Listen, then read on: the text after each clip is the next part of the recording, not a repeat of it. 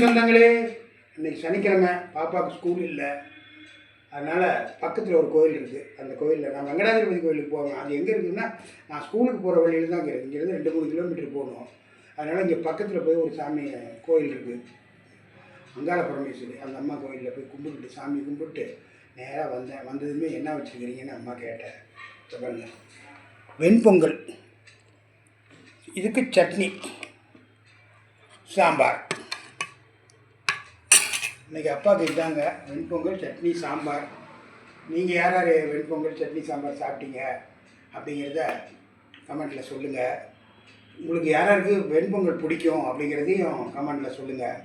பச்சரிசி விலை கம்மி தான், பட் ஆனால் ரெகுலராக இதை சாப்பிட முடியாது. எனக்கு பச்சரிசியை பொங்கி கறி குழம்பு, இந்த மாதிரி மீன் குழம்பு வைக்கிற பாருங்கள், அதுக்கெல்லாம் பொங்கல் மாதிரி அந்த இது வச்சு அந்த சோறு எனக்கு ரொம்ப பிடிக்கும். ஏன்னா சின்ன வயசில் நாங்கள் கோழி எடுத்து பொங்க வைப்போம். நிறையா ட்ரிப்பு, நிறையா கோயில் எங்கள் அப்பா அம்மா காலத்துலேருந்து எங்கள் காலம் வரைக்கும் நாங்கள் ஏதாவது ஒரு சின்ன விஷயம்னா சாமிக்கு வேண்டிக்குவோம், போய் கோழி எடுத்து பொங்க வச்சு அங்கேயே எல்லாம் சாப்பிட்டு வரோம். அந்த பழக்கத்தில் எனக்கு இந்த பொங்கு சோறு ரொம்ப பிடிக்கும். அதே மாதிரி கம்பு சோறு அதை மூட்டு போட்டு அதுக்கு இந்த மாதிரி கறி குழம்பு, போட்டி குடல் குழம்பு, இந்த மாதிரிலாம் ரொம்ப சூப்பராக டேஸ்ட்டாக இருக்கும். அந்த மாதிரி சாப்பிட்டு சாப்பிட்டு எனக்கு கொஞ்சம் பழக்கம். அதனால் எனக்கு பச்சரிசி பொங்கி கொடுத்தாங்கன்னா அவ்வளோ திருப்தியாக நான் பிரமாதமாக சாப்பிடுவேன். அது நிறைய பேத்துக்கு இந்த பொங்கல் சோறு, எங்கள் பையனுக்குலாம் பொங்கல் இது பிடிக்காது, அந்த மாதிரி சோறு பிடிக்காது. அவங்களுக்குலாம் நிறையா இருக்கும் சாப்பாடு அந்த மாதிரி. அதனால் இன்றைக்கி அப்பாவுக்கு இதுதான்.